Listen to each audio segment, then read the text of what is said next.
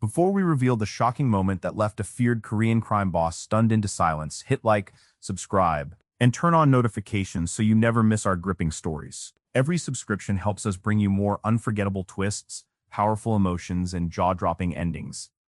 Now, let's begin this incredible story. She translates one sentence in a language nobody expects her to know, and by the end of it, the most feared man in Busan realizes she just saved his life before he even knew he was in danger. The first thing you should understand about Gangnam's old money district is that wealth here never announces itself. It whispers. It dresses in camel hair coats and orders wine by the estate instead of the label. Amara Adeyemi had spent 4 years learning to read that whisper. Every dismissive glance, every order barked over her shoulder like she was part of the decor, expensive but invisible. Tonight, the private dining room at Cheonggi House smelled of white truffle and quiet threat. 12 place settings, 12 men who'd never had to raise their voices to get what they wanted, because volume was for people who hadn't yet mastered the art of making silence do the intimidating for them. Han Seo-jun sat at the head of the table like a man born into that seat, which, functionally, he had been. 36 years old, dressed in slate gray, a face carved from patience and straight lines. His business card read Private Equity Director. His reputation said something else entirely, and it needed no translation. Amara moved through the room refilling wine glasses with the practiced invisibility of someone who'd learned that being noticed in rooms like this was dangerous. She'd learned Korean the hard way, 4 years of night classes stacked on top of double shifts, but she'd also learned something else, something nobody in that restaurant had thought to ask about. That her father, before a warehouse fire in Accra took him too soon, had raised his daughter speaking 4 languages at the dinner table like it was ordinary. Tonight's guests had flown in from Accra. A logistics partnership, they called it. Investment in West African freight corridors, they called it. Abina Mensa led the delegation with a smile warm enough to come with a warning label.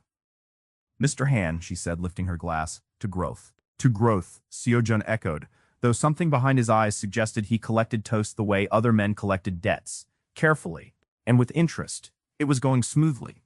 Too smoothly, if you asked Amara, though nobody had. Then the man beside Abina, younger, nervous in a way his tailored suit couldn't disguise, leaned in and murmured 4 quick sentences in Twi. Low. Fast. The kind of aside meant to slip past a room full of Korean ears like a shadow under a door. Seo-jun's eyes flicked toward the sound, then toward Amara, who had gone very still by the wine cart. He smiled, the smile of a man about to make an example of someone for sport. Not cruelty, just the casual arrogance of a man who'd never once been told no and lived to regret it. You, he said, snapping 2 fingers at her without looking away from his guests. You caught that, didn't you? Go on then. A pause, delivered like a dare dressed in silk. If you're so clever, translate it. Laughter rippled around the table, not mean laughter, worse than that. Comfortable laughter. The laugh of people who'd already decided how this would end before she opened her mouth. Amara set the wine bottle down. She didn't rush. She never rushed. 4 years of being underestimated had taught her that hesitation reads as weakness, and confidence reads as danger. So she skipped straight to danger. He said, she began in flawless Korean, that Mr. Han's temper is, and I'm translating directly, about as surprising as a Monday. A beat. Someone's fork froze midair. He also said your empire is modest, but your ego about it isn't. The laughter died somewhere between the second sentence and the third. And then, Amara continued, voice level, unhurried. He confirmed to Miss Mensa that the shipment moves before dawn, and that everyone would be in position by then.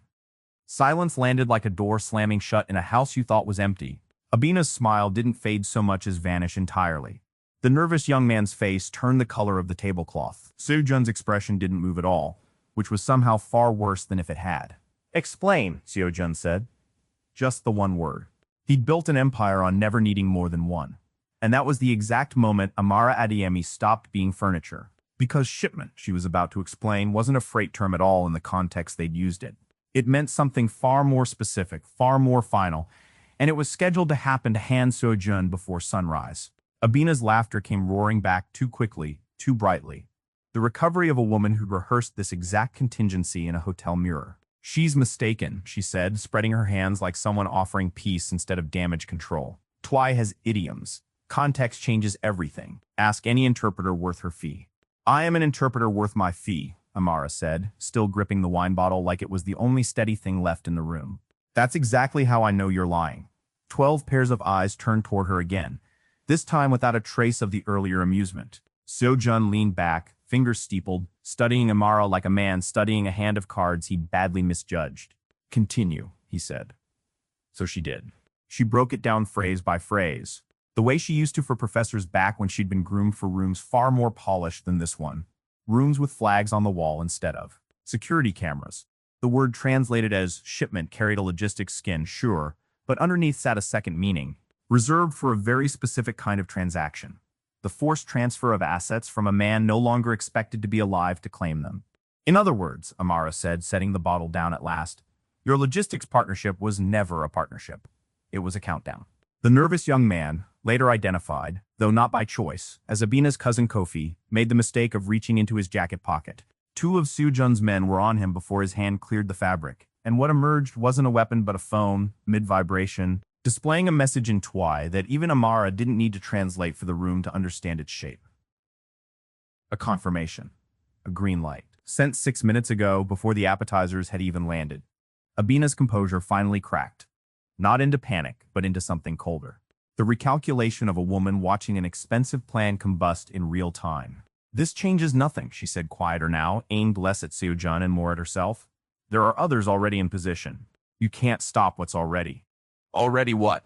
Seo-jun asked, and for the first time that evening his voice lost its practiced calm. It wasn't loud. It was worse than loud. It was precise, each word set down like a blade placed deliberately on the table. Amara watched him process it, not the betrayal itself. Men in his line of work absorbed betrayal the way other men absorbed rain, but the scale of it. Multiple parties, multiple continents. A conspiracy stitched together with enough patience to survive 3 flights, 2 time zones, and an entire dinner course before nearly succeeding. He turned to her. How did you know the word had 2 meanings? It was, Amara would reflect later, the first real question anyone in that restaurant had asked her in 4 years. Not where's my wine, not hurry up, not do you even understand what I'm saying.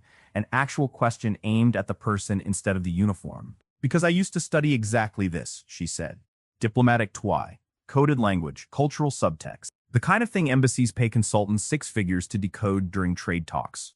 She let that land, watched something shift behind his eyes. Before I was pouring your wine, Mr. Han, I was supposed to be sitting at tables like this one, not serving them. Then why are you here? Because scholarships don't cover a younger brother's school fees after your father dies in a warehouse fire nobody properly investigated, she said flat, unembellished, the kind of truth that didn't need decoration because it had already cost her everything it was ever going to cost. Sewell offered work. It didn't ask questions. Neither did I. Seo-jun said nothing for a long moment. Around them, his men were quietly, efficiently dismantling the evening. Phones confiscated, exits covered. Abina and her remaining delegation reseated with the particular gentleness reserved for people you intend to interrogate at length later. You're not going back to pouring wine tonight, Seo-jun said finally. I wasn't aware that was a request. It wasn't, he agreed, and there was something almost like respect threaded through the words buried under years of a man who mistook control for safety. I need to know how deep this goes. Whether tonight was the whole plan, or just the piece they let me see. Amara considered him, the tailored gray suit, the empire built on spreadsheets and quiet menace. The man who 20 minutes ago had treated her like a party trick and now needed her like air. If I help you, she said, it's not because I care what happens to your empire, Mr. Han. It's because whoever built this conspiracy was patient enough to plan a multinational ambush over appetizers. That kind of patience doesn't stop at one dinner. It starts one. He nodded slowly, the calculation behind his eyes finally settling into something like a decision. Then help me find out where it starts. Outside, past the restaurant's discreet windows, the first gray edge of dawn was still hours away. But somewhere across the city, in an office Amara hadn't been to yet and didn't know existed, a second phase of the plan was already quietly beginning. And this time, no one had bothered translating it for anyone at all. The office Seo-jun took her to didn't look like the lair of a man who ran half of Busan's underworld. It looked like a hedge fund's waiting room. Glass, gray stone, the kind of sterile minimalism that photographs well and reveals nothing. Amara supposed that was the point. Men who deal in violence rarely decorate with it. Du-yun, Seo-jun said to the man waiting by the elevator. This is Ms. Adeyemi. She'll be assisting for the time being. Du-yun was broad-shouldered, unreadable, the kind of loyal that had been tested for over a decade and had never once failed. He looked at Amara the way security chiefs look at anything new introduced into a system they'd spent years locking down, polite suspicion barely, dressed as courtesy. Assisting with what, exactly? He asked, not quite to her, more to Seo-jun, as though she were furniture again, and the question was really about the furniture's warranty. Translation, Seo-jun said. And apparently everything I didn't know I needed translated. They walked her through what they had, which Amara quickly realized was less than Seo-jun's confidence at dinner had implied. A financial audit trail 3 months deep, showing incremental transfers from 3 shell companies with addresses in Accra, Lisbon, and, curiously, a residential building in Itaewon that belonged on paper to nobody at all. Emails in Twi that Seo-jun's people had flagged as suspicious but couldn't fully parse. A name that kept surfacing in fragments. Director Yoon. Yun works for me, Seo-jun said flatly, the words costing him more than he let show. Finance Division, 12 years. Amara read through the emails twice before speaking. The first pass was for content. The second was for what content like this always hides. Rhythm, formality, the small tells of someone writing in a language that isn't quite their mother tongue but has been rehearsed until it nearly passes. Whoever's sending these isn't a native Twi speaker, she said finally. The grammar's too clean, too textbook. Like someone learned it specifically to sound authentic to people who wouldn't check closely. Do-yun folded his arms. Meaning? Meaning your director wasn't recruited by criminals in Accra, Amara said. Meaning someone closer to home learned just enough Twi to make a partnership with Abina's people look organic, when really the whole operation started somewhere Abina never controlled to begin with. The room went quiet in the particular way rooms go quiet when a comfortable narrative, foreign threat, outside enemy, someone easy to blame, collapses into something far less convenient. Because if the plan hadn't started in Accra, that left exactly one uncomfortable direction to look. Inward. Seo-jun's jaw tightened. You're saying Yoon is a front for someone inside. I'm saying, Amara said carefully, because she understood now that every word she chose in this room would be weighed, dissected, possibly acted on with consequences she couldn't take back. That betrayal usually needs a translator. Someone who can make foreign chaos look convincingly foreign. That's a skill, and it's not one Abina's people needed to hire. Because, from the sound of these emails, someone already had it. Do-yun's expression didn't move, but something in the stillness of it changed. The way a held breath changes without a single muscle shifting. Reasonable people, Amara said quietly, watching him. Don't go still when you suggest looking closer to home. Reasonable people ask who to start with. Seo-jun looked at Do-yun. Do-yun looked back. And for one long suspended second, the room held every possibility of what came next. Loyalty or the specific. Practiced calm of a man who'd learned exactly how loyalty sounds when you're performing it. I'll pull Yun's file, Do-yun said finally, and left. When the door closed, Seo-jun exhaled slowly, rubbing a hand along his jaw. You just accused my head of security of something without saying it. I asked a question, Amara said. He's the one who answered it by leaving the room instead of asking who else it could be. Her phone buzzed. A message from an unknown Ghanaian number, 3 words long, written in Twi, unmistakably meant for her and no one else in that building. Your father knew. She stared at it until the letters stopped making immediate sense, until the office around her, the glass, the stone, Seo-jun watching her face change, receded into something distant and unimportant. Because whoever sent that message hadn't done it by accident, and they hadn't done it from Accra either.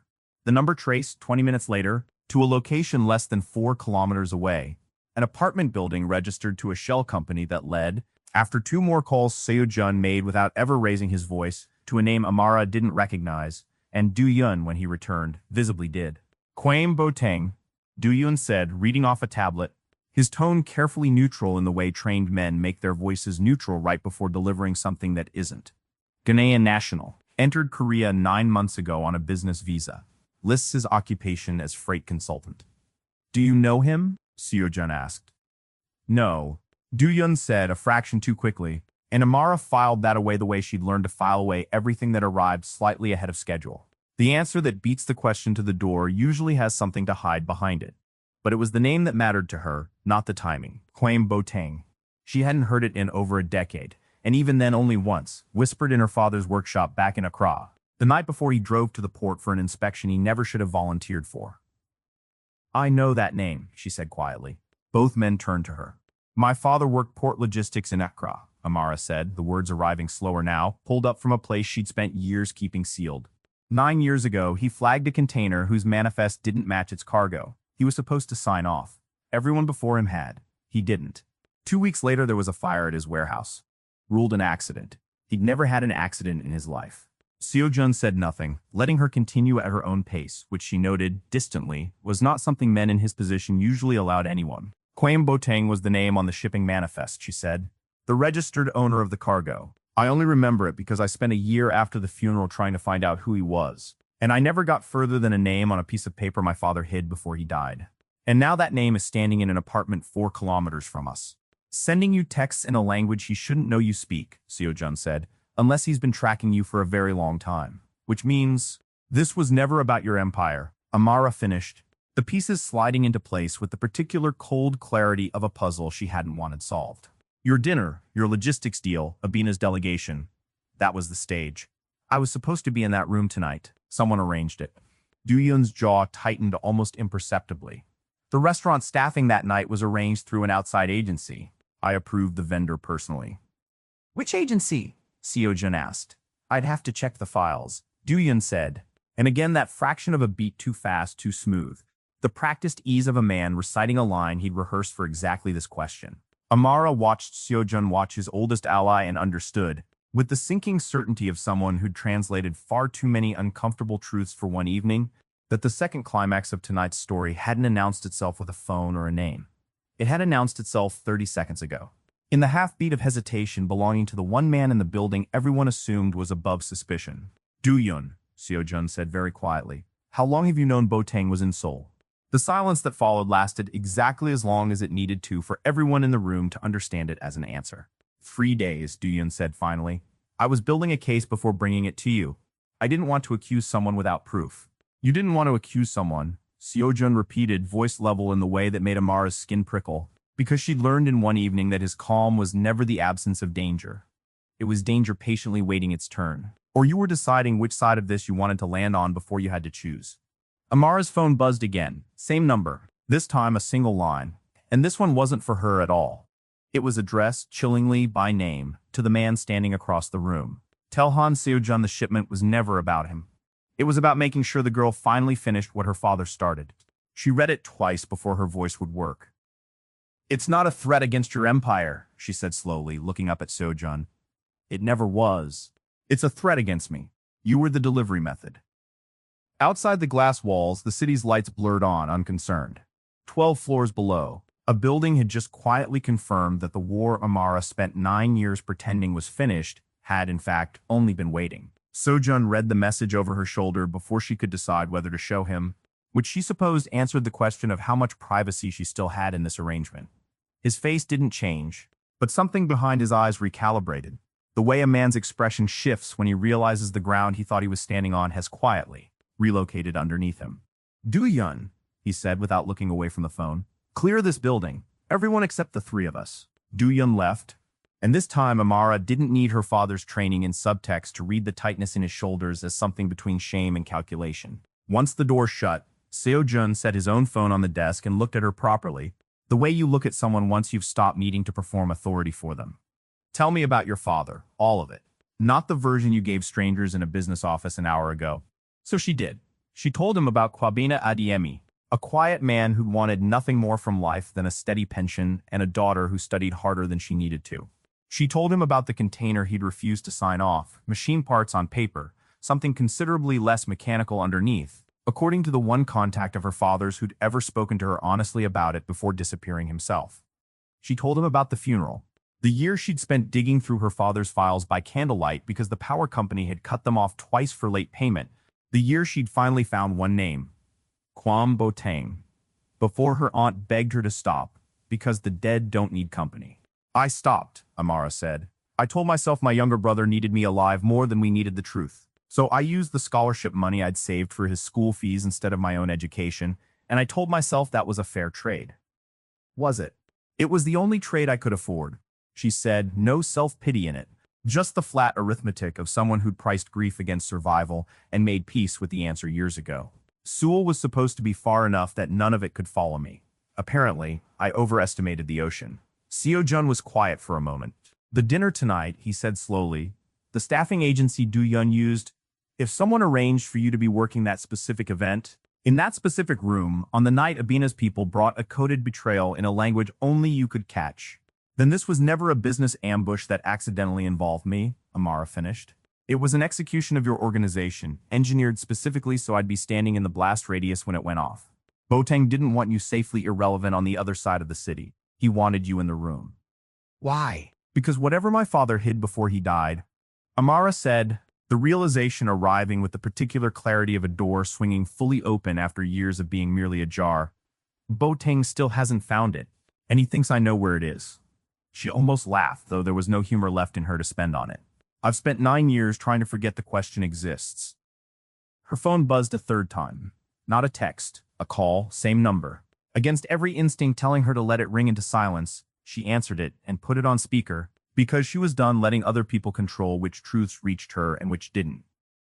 The voice on the other end was male, unhurried, his twai carrying the particular formal precision of someone who'd learned it as a second language and polished it until the seams barely showed, exactly as she'd suspected of the emails. Amara Adiemi, the voice said, warm in a way that made her skin crawl. You have your father's stubbornness. I respected him for it, even as I arranged his fire. I'd hoped you'd have the sense he lacked. Quaim Boteng, she said, and beside her Sojun went very still, listening.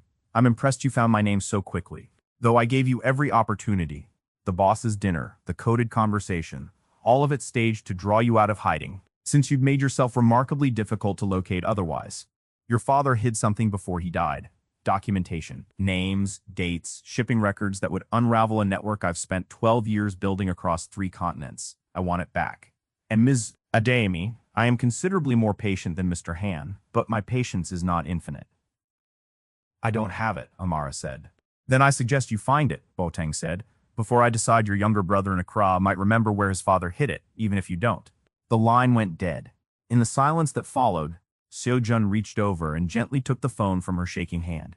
His expression rearranged into something Amara hadn't seen from him yet, not calculation, not curiosity, but the flat, focused stillness of a man who'd just found out exactly which war he was fighting and exactly how much he intended to lose to it.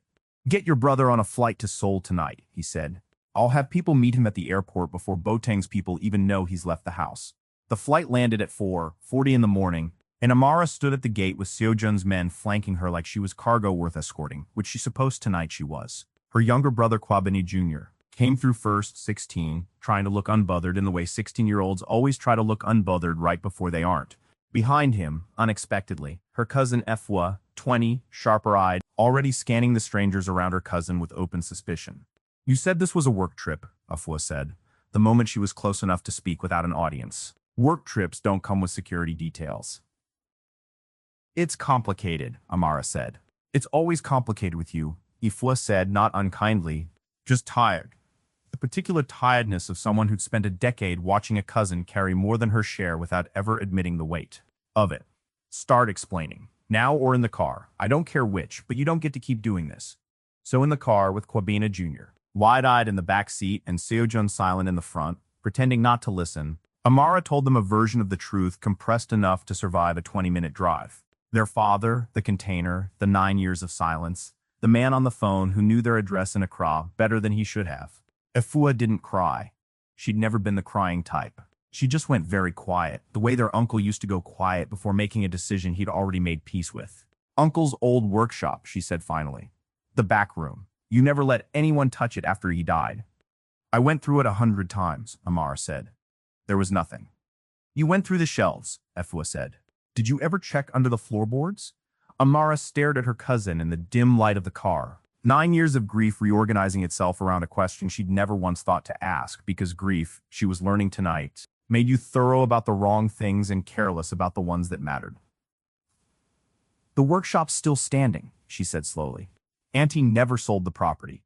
Seo-jun, who had been quiet for the entire drive with the particular patience of a man gathering information rather than withholding it, finally spoke. I can have someone there within 6 hours, discreetly. No, Amara said. If Boteng's watching my family closely enough to threaten them by name, he's watching that property too. Anyone you send walks straight into whatever he's got waiting. Then what do you suggest? I go, Amara said. Boteng wants me anyway. If I go looking like exactly what he expects, a woman desperate enough to walk back into danger for her family, he won't see the part where I'm not, walking in unarmed this time. Seo-jun's expression sharpened. You're not going alone. I didn't say alone, Amara said. I said I'm the one who has to walk through that door. What happens once I'm inside is a separate question, and that's the part I need your help with.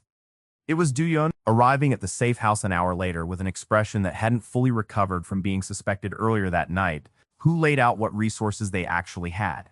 A contact in Accra, a private security team that could be repositioned within the day, surveillance access to the block surrounding her aunt's property. He worked with the careful over-efficiency of a man trying to earn back trust he wasn't sure he'd actually lost. Amara noted, without saying anything yet, that his cooperation had arrived awfully smoothly for someone who'd spent the earlier part of the evening hesitating. By the time the plan was drawn, Amara arriving publicly, visibly drawing attention while a team quietly secured the hidden documents before she ever touched them. Dawn had fully broken over Seoul, and Seo-jun stood at the window watching the light change with the stillness of a man doing arithmetic he didn't like the answer to. "If this document is as damaging as Bo-taeng believes," he said, not turning around, "he won't wait for you to retrieve it cleanly. He'll assume you already have it the moment you land, and he'll act accordingly." "I know." "Then you understand I'm not sending you into a recovery mission," Seo-jun said. "I'm sending you into bait." "I understood that the moment he called my brother by name," Amara said. "The only difference now is that this time I'm choosing it." Seo-jun finally turned from the window, and for a moment the calculated stillness that had defined him all night gave way to something rawer. Not quite fear. Men like him didn't do fear cleanly. But its close cousin, the particular helplessness of someone used to controlling every variable in a room, suddenly facing the one variable that had never belonged to him. "Then we do it my way," he said. "You're not walking into that house without me standing close enough to reach you before he does." Comment below. Do you think Bo-taeng ever imagined the girl he threatened would be the one to finally end him? If you believe family is worth walking back into danger for, hit subscribe. Only the Bo-taengs of the world stay quiet. Accra welcomed them with the particular assault of humidity and noise Amara had spent 9 years trying to forget she missed. The property on Osu Street looked smaller than memory had made it. Paint peeling from the gate her father used to repaint every dry season faithfully. Like the house itself was something worth maintaining even when everything else in their lives wasn't. Seo-jun's security team had gone in 4 hours ahead of her, quiet as smoke, confirming what Amara had suspected the moment Efwa mentioned the floorboards. Bo-taeng's men were already watching the property, positioned across the street in a parked sedan with tinted windows, and the particular patience of men paid by the week rather than the hour. "They'll let you go in," Do-yun said over the earpiece, his voice steady now in a way that suggested whatever guilt he still carried from the earlier evening had converted itself fully into usefulness. "They want to see if you find anything before they move."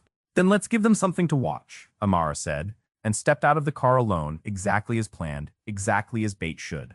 Her Auntie Ajua met her at the door with tears and questions. Amara didn't have time to answer honestly, ushering her through the familiar hallway to the workshop that had sat undisturbed for 9 years. Her father's tools still hung in the order he'd left them.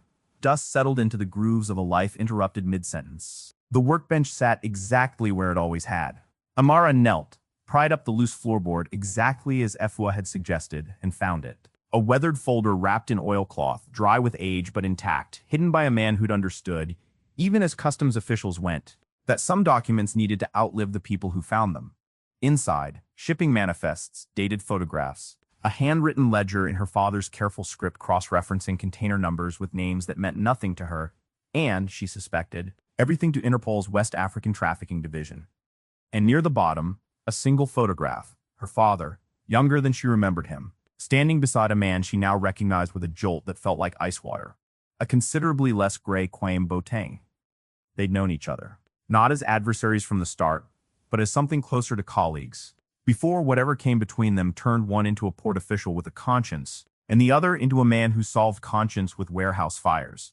Her phone buzzed. Bo-taeng, of course. "You found it," he said, no longer bothering with warmth.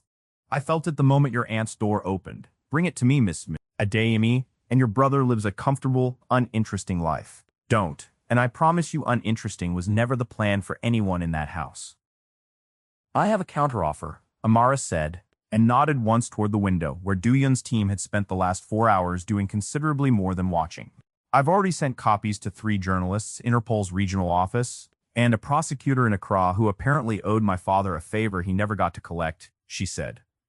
"The original stays with me. The copies are already moving faster than your men can intercept them. You didn't want to fight, Mr. Bo-taeng. You wanted silence. I just made silence impossible." The line went quiet in a way that told her more clearly than any threat could have that he understood exactly what she'd done. "You're your father's daughter," he said finally, something almost like grief threading through the words. The specific grief of a man watching his own undoing arrive wearing a familiar face. I killed him for less patience than you just showed me. Then you should have known better than to threaten his children, Amara said, and ended the call. Boateng's men in the sedan across the street didn't move that night, or the next, or ever again in any capacity that mattered. Interpol's regional task force, already circling the network for years without a break they could act on, had what they needed within 72 hours. Quain Boateng was taken from a private airstrip outside Accra, attempting an exit he'd clearly always kept fueled and ready. Seojun found her on the veranda the following evening, the humidity finally breaking into something like a breeze. Her family asleep inside for the first time in days without security posted at the door. Your father would be proud, he said, sitting beside her without the careful distance he'd maintained all week. The distance of a man who ran an empire and had learned that closeness was a liability. He'd be relieved, Amara said. Proud was never really his currency. Relieved, though. She let the words sit, watching the last of the light fade over a street that had for 9 years held a truth she'd been too frightened to finish asking about. He'd understand. What happens now? Seojun asked. To the restaurant job? To Seoul? I don't know yet, she said honestly. I spent 9 years running from one unfinished sentence. I'd like a little time before I start translating the next one. He didn't push, which she noted was new for him, a man who solved every problem by outrunning it, choosing instead to simply sit beside her while the noise of Accra settled into something almost peaceful. For what it's worth, he said, you were never furniture. Not for 1 second after that first sentence. Amara almost smiled, tired in the particular way that comes after a war finally, fully ends. I just needed everyone else in the room to catch up. Subscribe if you believe the quiet ones in the room are usually the most dangerous. And comment below if you saw Boateng's betrayal of Amara's father coming before this part. Like this if family is worth crossing oceans for. Only the Boatengs of the world stay silent.